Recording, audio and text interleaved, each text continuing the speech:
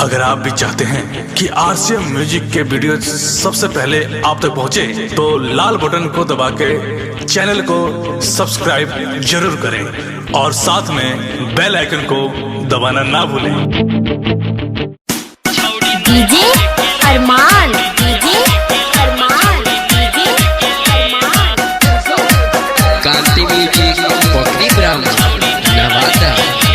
नया नया शादी भइल कहीं समर से बल हमारा के ये तने पता चलल के बल छौड़ी नैहर के लेबल छौड़ी नैहर के लेबल छौड़ी नैहर के लेबल छौड़ी नैहर के लेबल। नया नया शादी भइल कहीं समर से बल हमारा के ये तने पता चलल के बल छौड़ी नैहर के लेबल छौड़ी नैहर के लेबल छौड़ी नैहर के लेबल छौड़ी नैहर के लेबल। डीजे अरमान, डीजे अरमान, डीजे अरमान, डीजे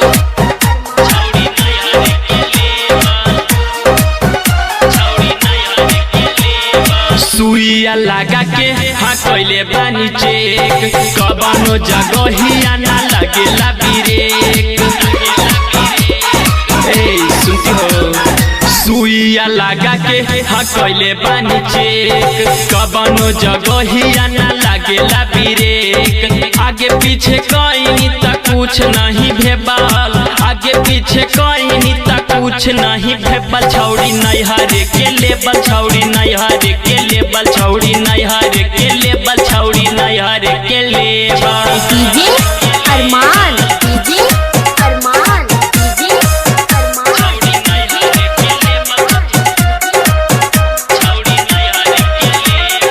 सटल जगहिया तरह एकर फाटल केतनो हटैनी तरह गइल डाटल। ए सुना सटल जगहिया तरह एकर फाटल केतनो हटैनी तरह गइल डाटल।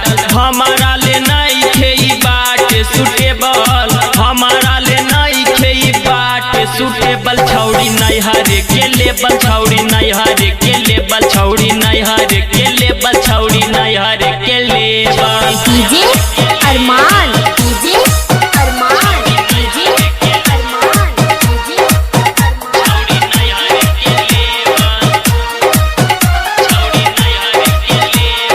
राजगोपाल भी गइल पूरा थक राइटर मंटू पर रहे पूरा शक।